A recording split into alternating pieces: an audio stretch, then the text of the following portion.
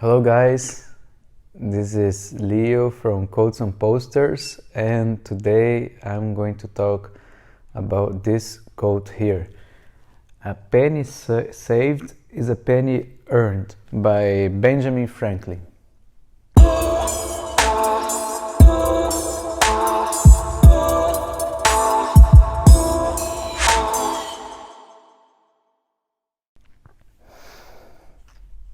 So, a penny saved is a penny earned.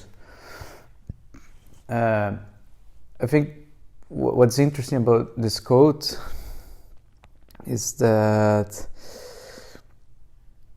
we don't actually realize how much money we spend on unnecessary things that we could save them, and we could make an investment out of this money, right? Because I think what Benjamin Franklin didn't do properly, or maybe he didn't wrote properly in this quote. I think he could have wrote down something about investment, because it's not only about saving a penny. Saving money is the first thing, right? That you need to do to actually start generating your wealth, right? The second thing, it's about investing this money that you saved, because, for example, if you save a lot of money but you just leave it in a bank account, this money will lose its value through the years because of inflation, right? And probably you heard about this before. But basically, every year, if you take the average of inflation yearly in the world, you have an average of 3% inflation, right? That's just the average, which doesn't mean it's going to be this number every year, and this totally depends on the country that you live in, on the political, economical situation of the country that you are. But as a rule of thumb, like in general, 3%, there's going to be a devaluation of 3% in a year of the money, of every money. And so what you gotta do with this money, instead of instead of putting in your pockets or leave it in a safe or put it in the bank, you have to be smart and you have to invest this money, right? You have to take it and find where you could invest, where you could put this money that could potentially generate you much more. And this is the art of investing, right? And a lot of people are not very good with investing, or they don't know how to invest properly their money, because nobody teach this kind of things. I'm sorry. Nobody teach this kind of things in school. And it's something that usually is passed through family members or through people that really cares about you, and you gotta be really careful and really cautious about how you're going to invest your money, because if people come to you giving you, if you're working with professionals, you gotta be really careful about which kind of professional you're gonna be working with, because financial advisors, they might, I'm not saying they will, but they might have, they might give you some investment advices that will actually end up benefiting more them than you, because they might sell you investment products with hidden fees and all these things. So I think as a general rule of thumb, I would say my advice to you on investing is to do the studies, the initial investment studies by yourself. So get some investment books and read about them, because you're gonna learn the basics and you're gonna learn the foundations of investing, and that's it. When you learn the foundations and when you learn like the basics, you're gonna see that investing for people who are not working in the market, in the financial markets, like for people like me and you, it shouldn't be complicated, you know. It shouldn't be hard for you to pick, for example, an index fund of ETFs, and just put your money there, you know. And just the thing about investing, in my opinion, is that you just need discipline to always save a bit of your money every month, and just put part of your money into a part of your salary or your income, put it into investing, right? So saving is that's why it's so important for you to save, because if you don't save, if you don't have enough money saved, you're never going to be able to invest, and then you're never going to be able to have like a pension fund for yourself for the time that you're going to retire. And then you're going to retire without any money, right?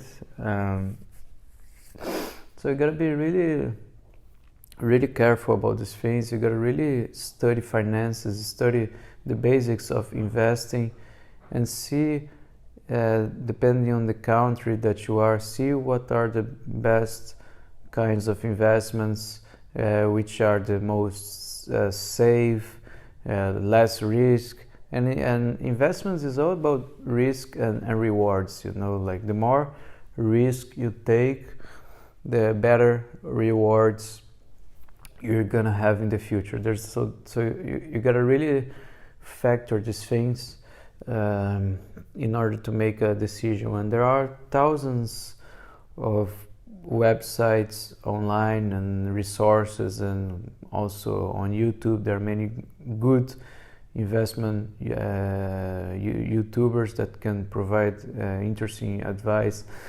But I tell you that I wouldn't advise you to go for the very complex stuff, because most of the complex stuff you're not going to be able to have the time to understand properly if you're not working on that. If you're not a professional like investor, right, you're not going to be able to understand.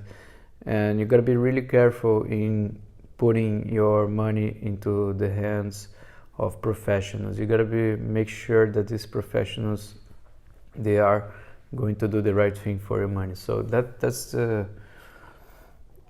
advice that I give. So like if you manage, for example, to put your money into a ETF of stocks, index funds, for example, global index funds, and historically, if you look at the average of growth, you got an average of 8%.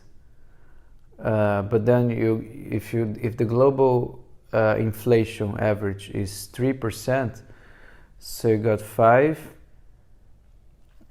Actually, no, you got 4% of growth, right?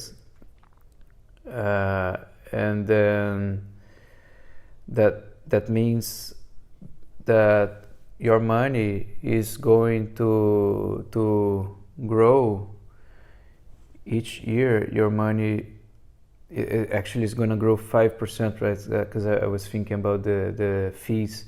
But yeah, imagine like you got like 8% growth, but you got like 3%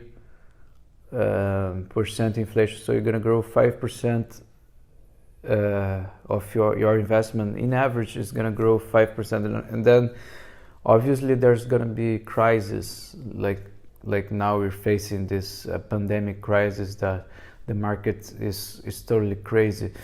And actually this is the during these moments of crisis, this is the right opportunity for you to invest also, so you can actually rebalance your money during the times of crisis. So ideally, one good investment strategy that you can do, and is one that I do, is to rebalance your investments into more risky investments and more low risk, high risk, and low risk investments, and then have a percentage based on your age. Like, so for example, now I'm 35 years old, so I can allow myself to have a little bit of more risk than I would allow myself when I reach 60, for example, right? So, for example, as a good rule of thumb for this strategy that I'm using is, imagine like my portfolio is 100%, right? And it's divided between two kinds of investments, risky, non-risky. If I'm 35 years old, I can allocate 35% of my assets into risky assets, and I can allocate 65, right, into non-risky assets, right? And every year that it keeps growing, I can rebalance it, I can change. So every year that I get older, I invest less in risky assets. So the idea is that when I reach 60 years old, that was the opposite actually. So actually now I can have more risk. So basically 65% of my assets are located into risky assets, and 35% are allocated into non-risky assets. So 35 less risk, 65 more risk, right? And when I turn 60, it's going to be like the opposite. It's going to be 60% of my assets are going to be non-risky, and 40% are going to be risky. So when I turn 70 years old, so it's going to be 70% non-risky, 30% risky, and then you go like this, right? So it's very important to have like two kinds of investments. The ones that you take more risk, because the ones that you take more risk, you're gonna get more rewards. They're gonna grow more. You're gonna have 5%, for example. You're gonna have a 5% gain. While when you take less risk, you're not gonna have that. You're gonna have less than 5%. You might have 4% or 3%. So Yeah, and then if you got 3%, I'm considering 5% talking about the inflation, but like you're gonna have like, for example, suppose you got like 8% historically, like in the average, you got 8% out of a risky kind of investment, and you got out of a non-risky investment, you got like 4%. So 4% minus 3 of the inflation, 1%. So it still means that you're getting some money in that. It still means that after 1 year, your money that you put into a non-risky asset investment is still gonna grow 1%. I personally, honestly, I just divide my finances into two. Actually into three, because I have one also in my country, Brazil, which I invest in REITs in Brazil. REITs is a very good, interesting kind of investment, which I really recommend you to study. But internationally, I invest only in two investments. I invest in global bonds, index of bonds, government bonds, and I invest in a global index of stocks, right? So it doesn't matter if a specific country is getting into crisis, because it's a global index. So it means that it has like, for example, 3,000 companies, 3,000 of the most profitable companies in the world. And if a country gets in crisis, another country rise up in the rankings, and so it goes like this, you know. And so, for example, out of this 50%, around 50% is in the United States, is in companies in the US, right? So it's better to diversify, right? In this way, I wouldn't invest only in one country. I would invest in the global markets, right? But obviously with more exposure in better countries, better economically countries like the US, for example, right?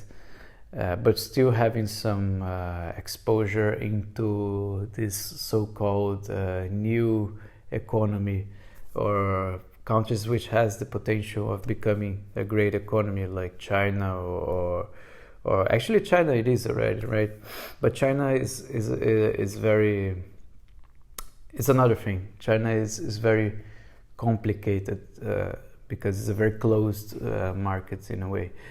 But yeah, definitely like new economies like India, Brazil, or Russia, and these economies, right? So it's always nice to have a global portfolio, and divided between risky and non-risky. And then, as I said, the percentage of your assets should be based on your age and your tolerance to risk. And then you gotta like save your money, right? In order to do that. And to save your money, you gotta really change your mindset, right? Your mindset should be about just buying the things that are essential to you, right? And don't invest. Don't buy stuff that you don't need. So I see, for example, a lot of people, they buy stuff and they just buy, and they accumulate stuff, and then they have like their apartments, like they buy shoes, they buy clothes, they spend on clothes, they spend on shoes, they just spend their money, and they're really, or they buy expensive vacations where they stay in expensive hotels, you know, they always like, or they spend in restaurants. I used to be like this a lot. I used to spend a lot of my money in restaurants, and I used to spend a lot of my money into trips, into travelings, whatever it is. Notice that you're just losing the opportunity that you have to actually save this money, to actually generate even more money. Because as Benjamin Franklin says in this quote, like the penny that you saved is a penny that you earn, and that especially applies when you invest this penny that you saved, right? Because when you're investing, and Benjamin Franklin, I remember, if I'm not mistaken, I read something very interesting of him, that I think he gave $100 as a gift to a city. I don't know which city it was, if it was Boston, or I don't know, but he gave it, and he gave like a letter saying the condition to actually, you should invest this $100, and you should never take this investment out, right? So what happened is that this $100 in 100 and some years, like I don't know exactly the period of time, 150 years, whatever, became a huge astronomical amount. It just became like more than $1 million, if I'm not mistaken. So the key lesson that he tried to teach was about the compounding effect that investments are. Because really, when you are investing, when you invest $100 into a company, or into a series of companies, right? Because you want to diversify, like I said. And this investment grows in a rate of 8% a year. But if you consider that this is growing, so you're getting more money, and then now suppose like in 1 year you got, instead of 100, you have 108. So in the second year, you're not gonna have 116. You're gonna have more, right? Because it's compounding. So this is why Albert Einstein said that very interesting quote about compound interest is the greatest force of mankind. And what he meant by that is that you really should set your investments to compound, and you need to set your life. You need to set your life to compound. You know what I mean? Not only your investments, but whatever you're doing in your life, you should actually be compounding. So, for example, if you're taking a job or if you're taking a career, most probably your job is going to be linear. Your growth is going to be like linear. Like you get older and you get more, more experience, and then your salary grows. But your salary doesn't grow in a compound rate. But suppose that you open a company, and that your company grows, but your company is, suppose that your company is able, the business that you create is able to actually grow, not in a linear rate, but in an exponential rate, right? So think about exponential curves to grow whatever you're doing, because that's the greatest thing that you can do for yourself, for your life, is to put yourself in a situation, because if you observe rich people, every rich people, if you observe their career and their path, you're going to understand that their career was compounded, right? That whatever they were doing thinking about that, thinking that whatever work they were producing and the kind of assets that they owned, right? So if you are the owner of a company, you got an asset, right? And you gotta understand that this asset, if you work it right and if you structure this asset in a right way, you gotta understand that this asset might compound exponentially. Look like all these big companies like Amazon and Apple and Facebook. That's what they do, right? So yeah, but the basis of all this that I'm saying is to save, right? You gotta save. So you gotta save to invest in yourself, invest in your future, invest in your company, the company that you wanna create, or invest in the stock market, or whatever. But the main principle that I want to say here in this quote, which I think is a great quote for you, is start to have a mindset of saving money, because the more money you save, the more money you will get, right? And then you want to live your life where money works for you and not the way around, not you work for the money. Okay, so thank you very much. I hope this video is really helpful. If you have any questions, just please write down below, or if you disagree with something, let's have a discussion. I'm up for it, and see you again. Bye.